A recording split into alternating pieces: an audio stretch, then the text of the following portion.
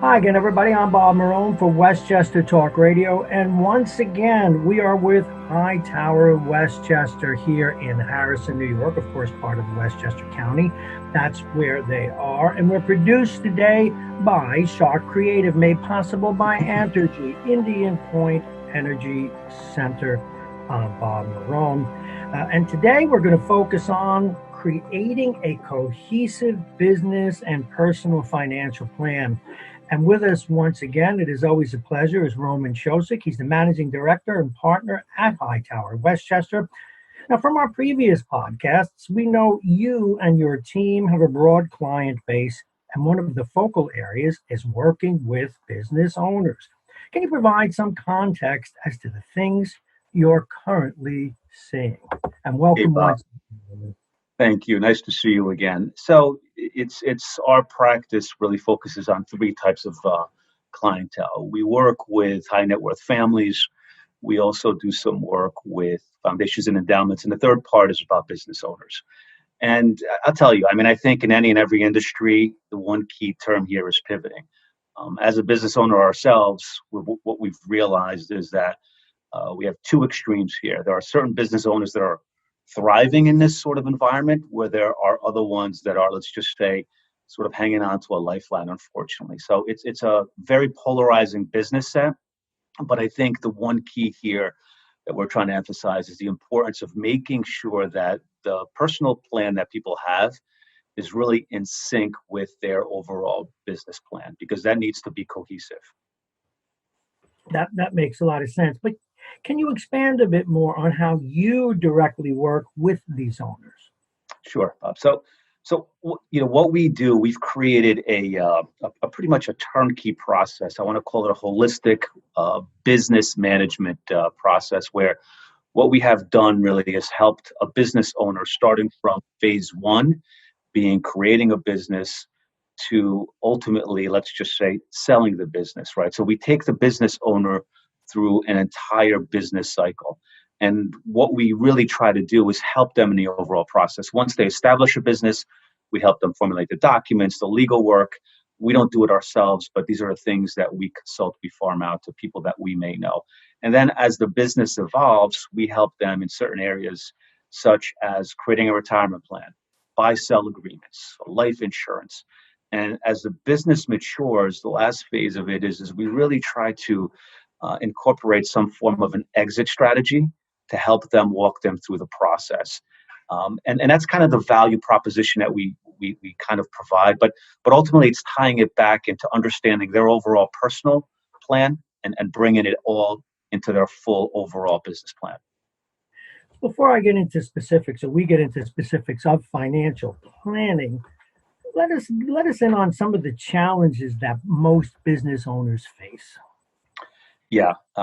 Look, I think the reality is again, as speaking from business owner lens point of view, is it's difficult to create a business, right? As we all know, and many of us get really entrenched in the business, and it becomes sort of our lifestyle to a certain degree.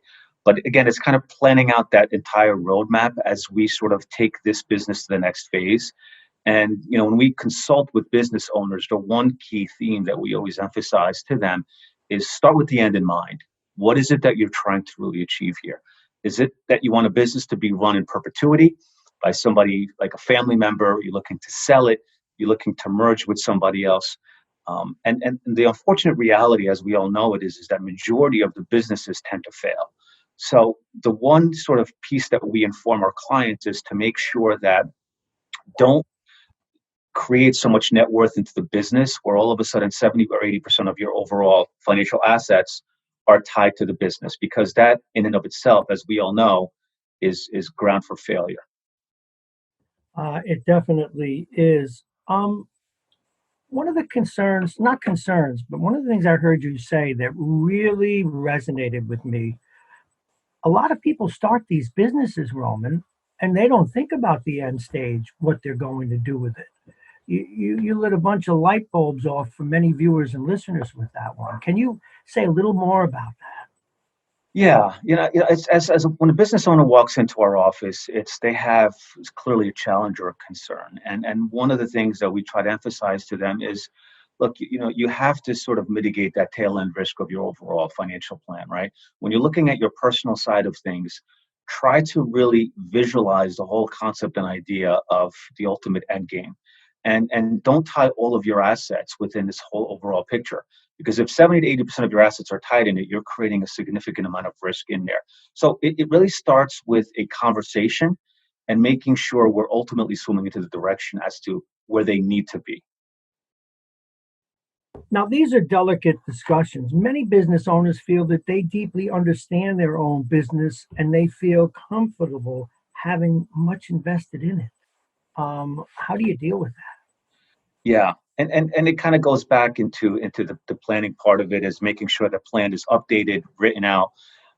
And the one thing where we try to emphasize to our clients, and particularly in times like this, as the overall environment has changed, is relook at your business, reevaluate it. Make sure you get a fair value as to what you think the business is really worth from a factual standpoint, as opposed to what you think it is currently, the valuation. And that plays into many different facets, right? Because it looks into, if you're going to sell it, and if all of a sudden you think the business is worth 15 million, but you come out of the business and you're getting 10 million, and now your cash flow was at one point $600,000 per year, and now all of a sudden you get this business valuation where the business is worth 10 million. You sell it, the probability of you getting that amount of money is highly unlikely as far as the cash flow per year. So what we try to really have is a candid discussion and say, look, you either keep working at the business or you sell it for a deep discounted value and reduce your lifestyle.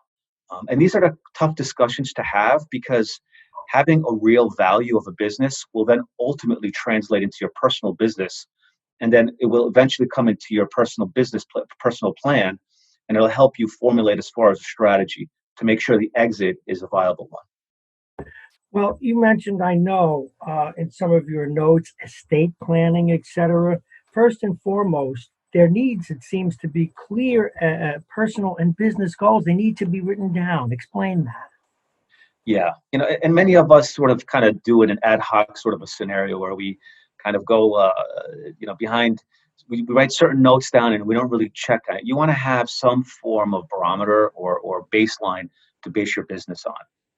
If you go into a club or whatever it is, into your country club, and all of a sudden somebody tells you that your business is worth X, you want to make sure you have some viable goals.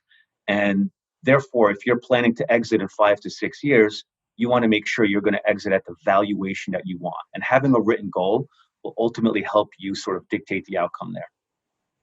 Do you advise people on just how much of their net worth to put into a business? That seems to me to be a huge issue. Yeah, yeah, and it's a moving target, right? I mean, we have clients that come in where they have majority of their net worth, whereas others, they're looking for strategies to mitigate some of that risk. What do we do? Do we create some form of an ESOP or some form of a plan where the employees become engaged and involved, take some ownership? Do they look for another partnership, or they look to sell a portion of their overall business?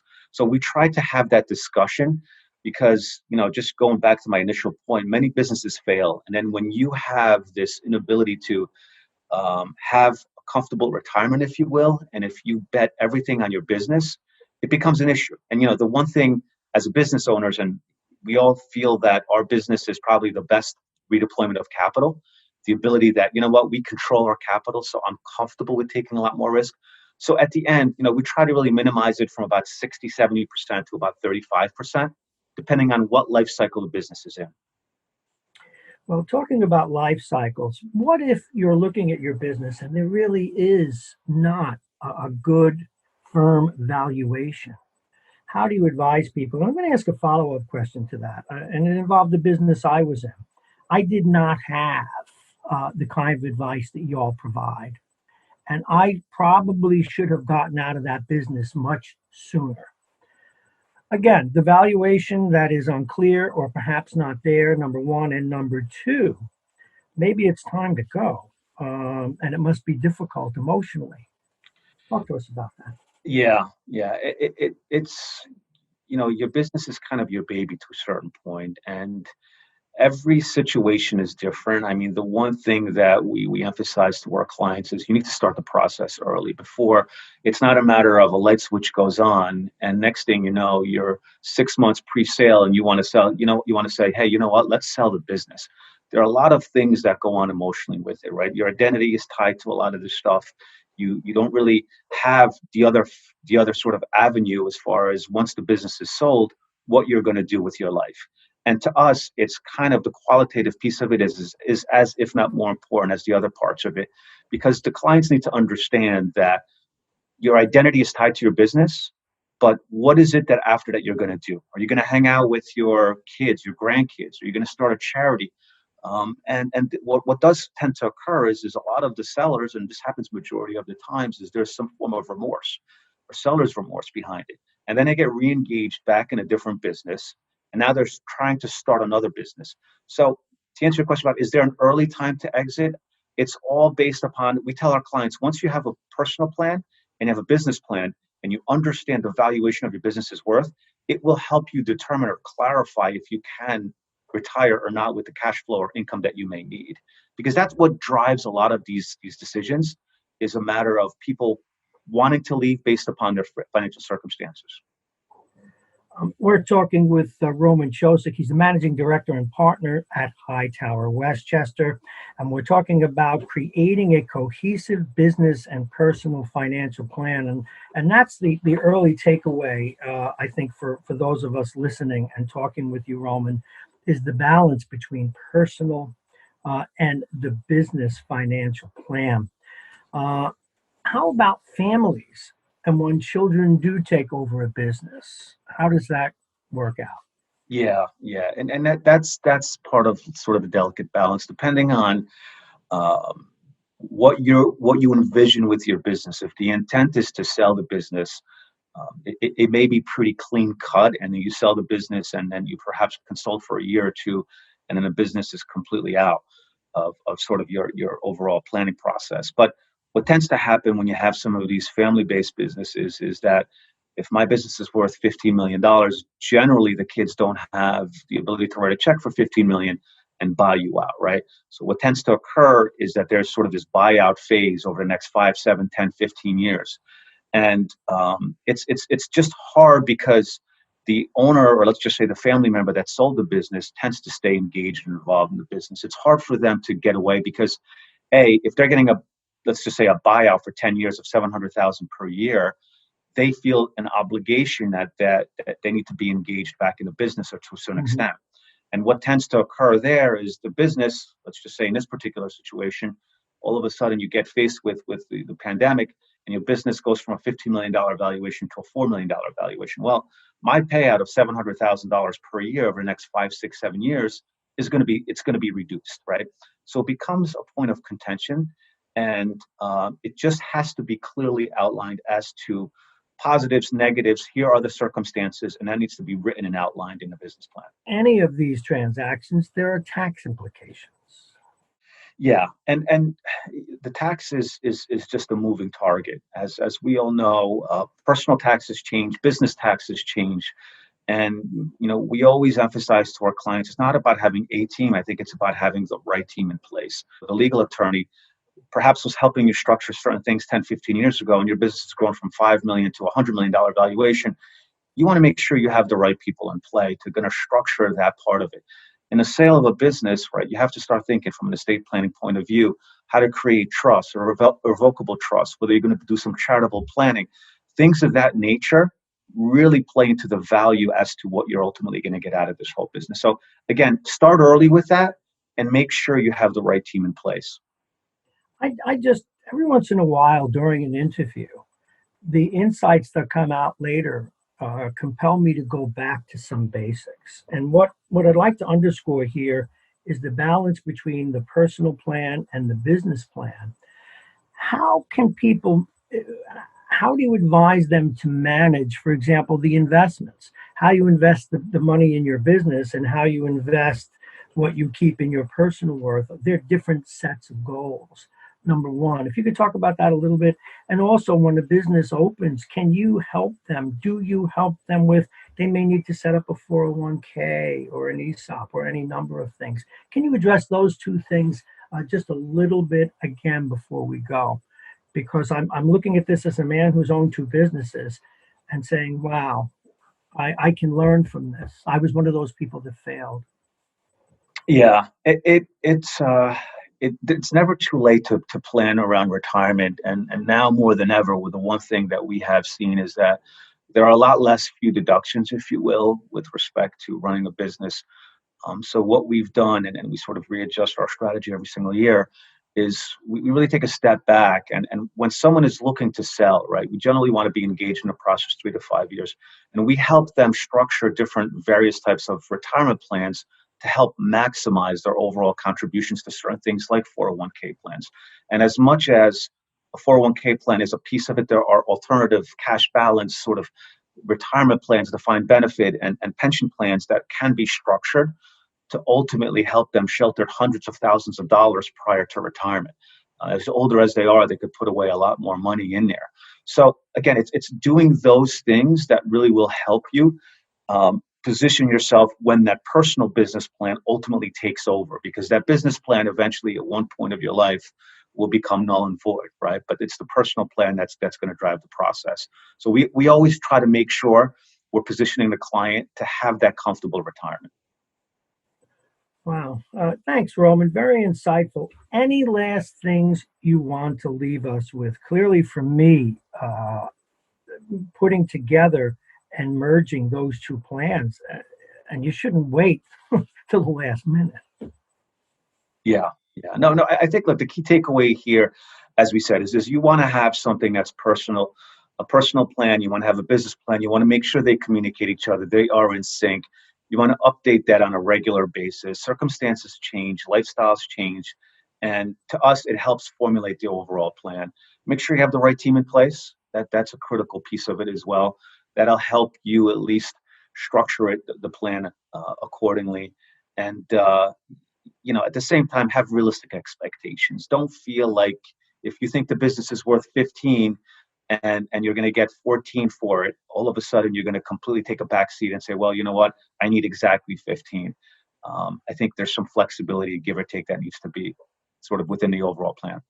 Now, getting back to Hightower Westchester itself, will you help people develop these plans? Will you work with them?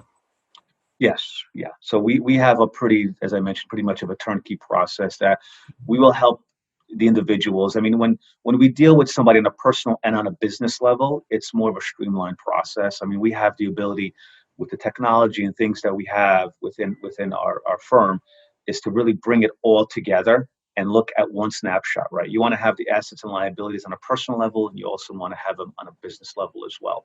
And when you have those four pieces together, if you will, it really streamlines that process. And look, I think ultimately it's about having that dialogue with your family, communicating it, everybody sitting down at the table and understanding as to where they want to go. Roman, I can't thank you enough. This information is so valuable. Folks, Roman Chosik is the managing director and partner at Hightower Westchester. They're here in Harrison, in Westchester County, of course. And some of the planning information, you may want to go back to some of our earlier podcasts as well, where we deal with that. Roman, thank you very, very much. Really appreciate your time. Roman Chosik, everybody, from Hightower Westchester. I'm Bob Marone. Thank you so very much for listening. We are Westchester Talk Radio, produced by Shaw Creative and made possible by Entergy, Indian Point Energy Center. We'll see you next time. Thank you. Hightower Westchester is a group of investment professionals registered with Hightower Securities LLC, member FINRA and SIPC, and with Hightower Advisors LLC, a registered investment advisor with the SEC. Securities are offered through Hightower Securities LLC. Advisory services are offered through Hightower Advisors LLC. This is not an offer to buy or sell securities. No investment process is free of risk, and there is no guarantee that the investment process or the investment opportunities referenced herein will be profitable. Past performance is not indicative of current or future performance and is not a guarantee. The investment opportunities referenced herein may not be suitable for all investors. All data and information referenced herein herein are from sources believed to be reliable. Any opinions, news, research, analyses, prices, or other information contained in this research is provided as a general market commentary. It does not constitute investment advice. Hightower Westchester and Hightower shall not in any way be liable for claims and make no expressed or implied representations or warranties as to the accuracy or completeness of the data and other information, or for statements or errors contained in or omissions from the obtained data and information referenced herein. The data and information are provided as of the date referenced. Such data and information are subject to change without notice. This podcast was created for informational purposes only. The opinions expressed are solely those of Hightower Westchester and do not represent those of Hightower Advisors LLC or any of its affiliates. Hightower Advisors do not provide tax or legal advice. This material was not intended or written to be used or presented to any entity as tax advice or tax information. Tax laws vary based on the client's individual circumstances and can change at any time without notice. Clients are urged to consult their tax or legal advisor before establishing a retirement plan.